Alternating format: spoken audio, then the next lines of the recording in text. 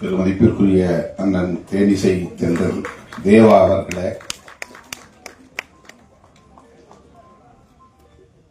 திரைக்கதை மன்னன் அண்ணன் பாக்கியராஜ் அவர்களே,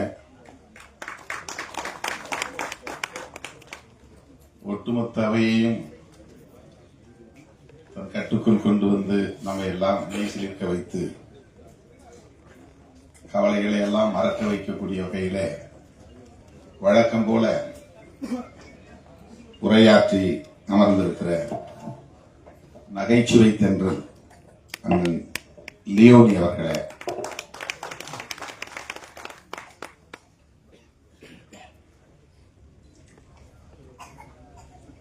மதிப்பிற்குரிய பத்மஸ்ரீ வேலு ஆசான் அவர்களே,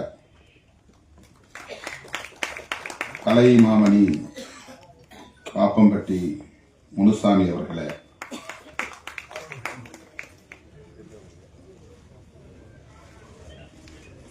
தேனிசை தென்றல் அவர்களின் இசை வாரிசு அன்பு இளவல் ஸ்ரீகாந்த் தேவா அவர்களே,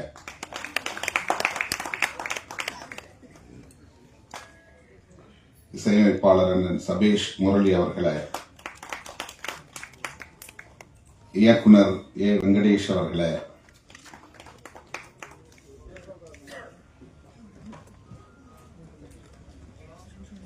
திரு அன்புச்செல்வன் அவர்களே,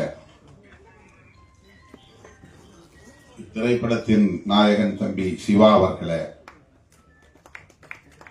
இணை நாயகர் ஆரியன் அவர்களே, நாயகி காயத்ரி அவர்களே, திரைப்படத்தின் இயக்குனர் விஜய் சுகுமாரன் அவர்களே, தயாரிப்பாளர் முரளி அவர்களே, இந்த கதையை எழுதியிருக்கிற சுபா அவர்களே, சுரேஷ் ராம் அவர்களே மற்றும் மேடையில் அமர்ந்திருக்கிற பேராளுமைகளே, கலைஞர்களே, தமிழ் சொந்தங்களே, உங்கள் அனைவருக்கும் என்னுடைய பணிவார்ந்த வணக்கத்தை தெரிவித்துக் கொள்கிறேன். மாண்புமிகு பறை இசை வெளியீட்டு விழா என்பதை விட மாண்புமிகு பறை தமிழர் பண்பாட்டு கூடல் என்று சொல்லக்கூடிய வகையில் ஒரு இனத்தின் பண்பாடு குறித்து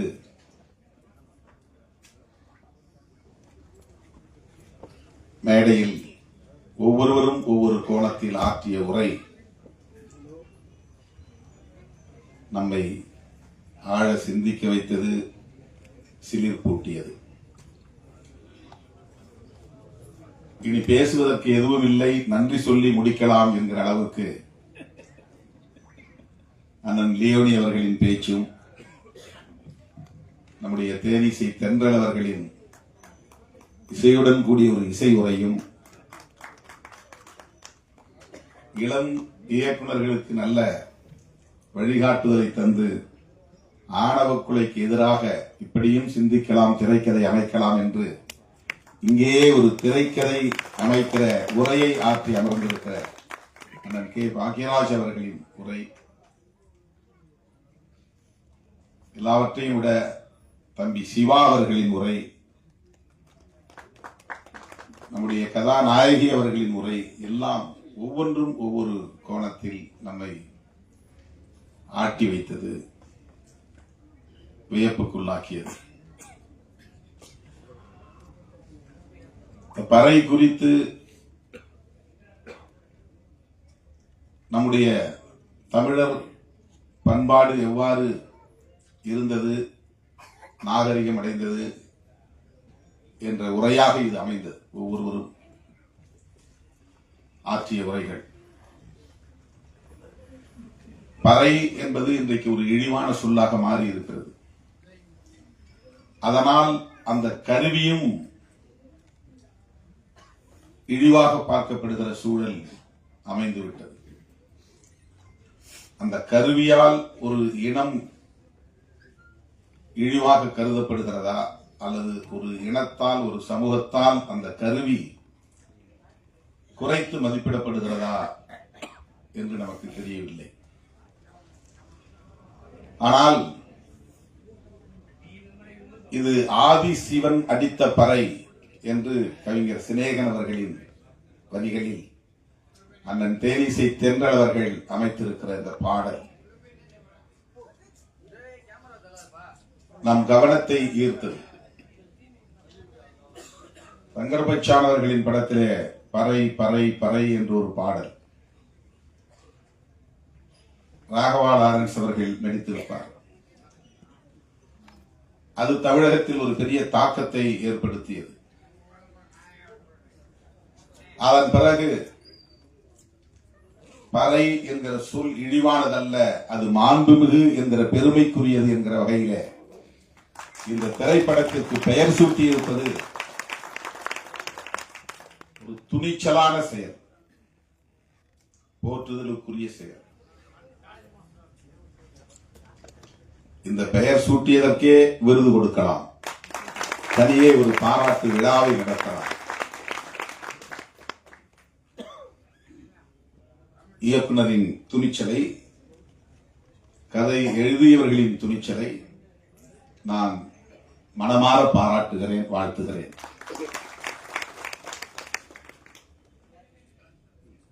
பறை என்பது ஒரு பொதுவான சொல். அனைத்து இசைக்கும், இசை கருவிகளுக்கும் மூலம். அதிலிருந்துதான் இசைக்கருவிகளின் வடிவங்கள் மாறி மாறி வெவ்வேறு பெயர்களை பெற்றிருக்கின்றன. ஒரு சமூக ஆய்வாளர் சொன்னார், பறை என்கிற அடையாளம் கொண்ட ஒரு சமூக பிரிவில் இருந்துதான் அனைத்து சமூக பிரிவுகளும் உருவாகின என்று அவர் ஆய்வில் சொல்லுகிறார். வெவ்வேறு பெயர்களை தாங்கி மாறி மாறி போகிறார்கள் என்று. ஒட்டுமொத்த இந்த சமூகத்தின் மூல சமூகம்தான் பறை என்கிற பெயரில் அழைக்கப்படுகிற சமூகம். இது ஒரு சமூக ஆய்வாளரின் கருத்து. இன்னும் சொல்ல போனால் மறைந்த தமிழரசன் அவர்களின் கருத்து, தமிழ்நாடு விடுதலைப்படையை நிறுவிய தமிழரசன் அவர்களின் கருத்து.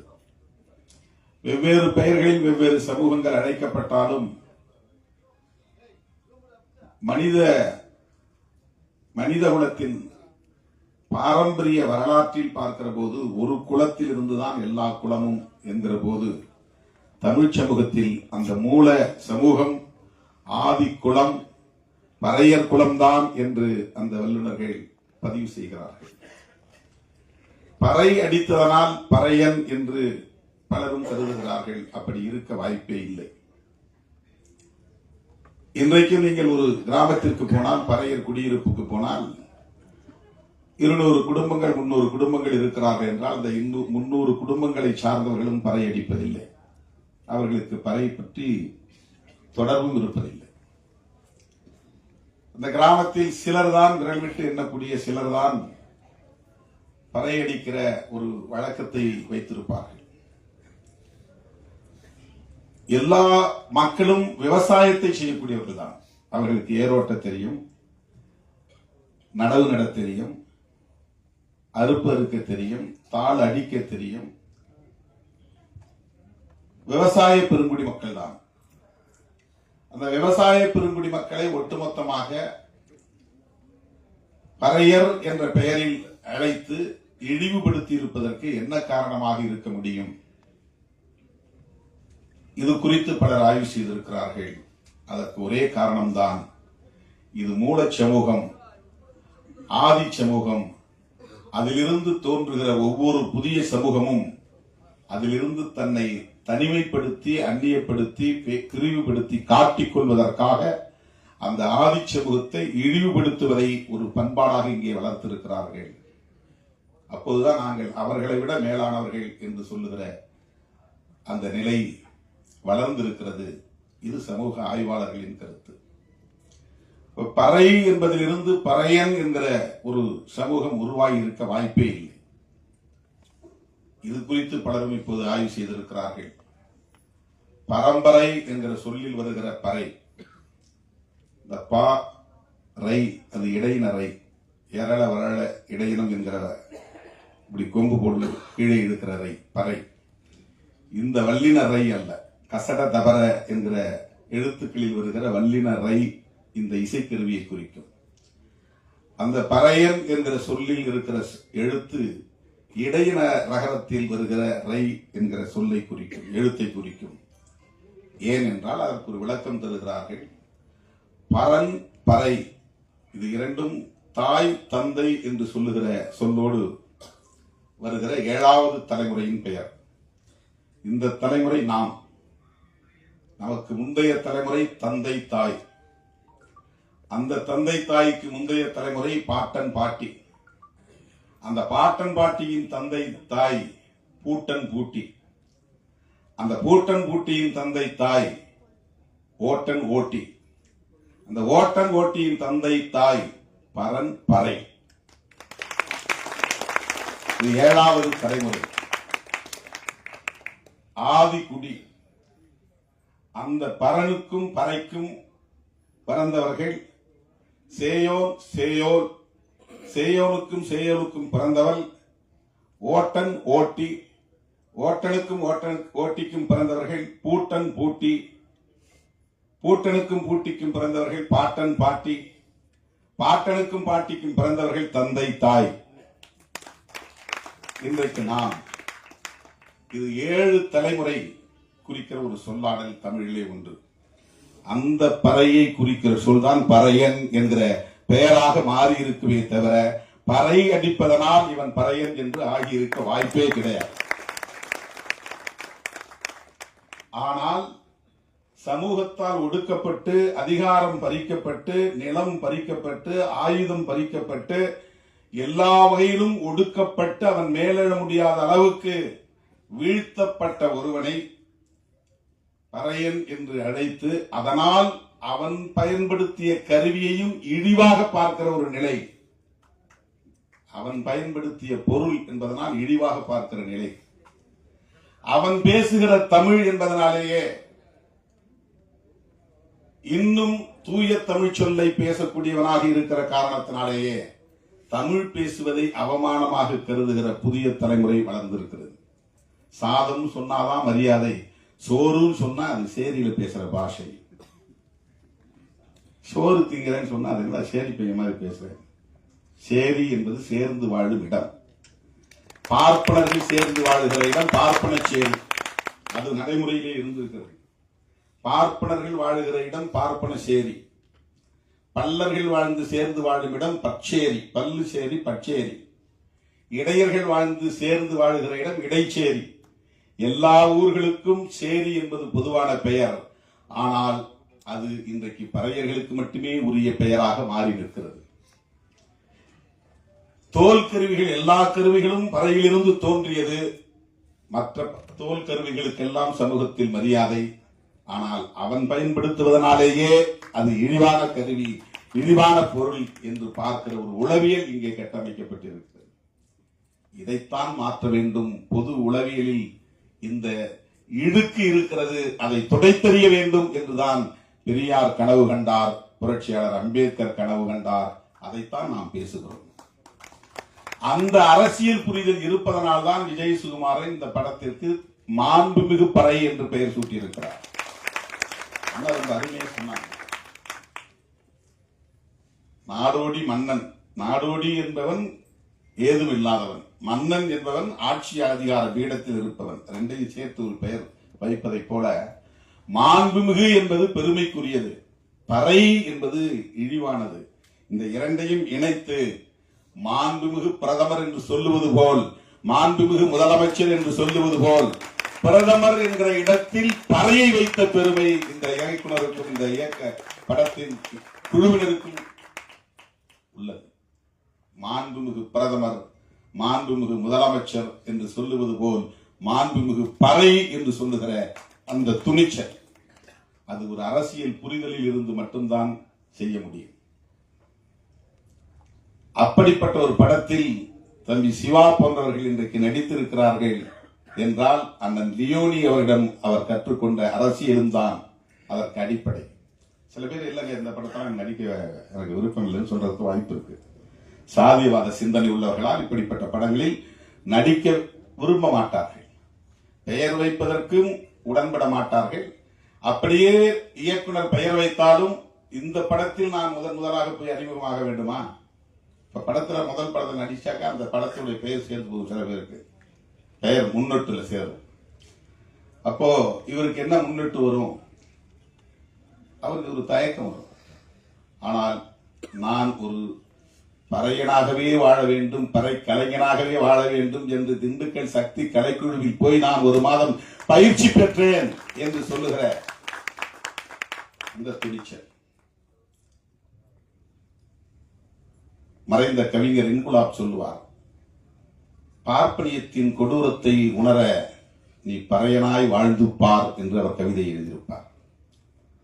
பார்ப்பனியத்தின் கொடூரத்தை உணர நீ பறையனாய் வாழ்ந்து பார். அவரவர் இருப்பிலிருந்து எல்லாவற்றையும் பார்க்கிறோம்.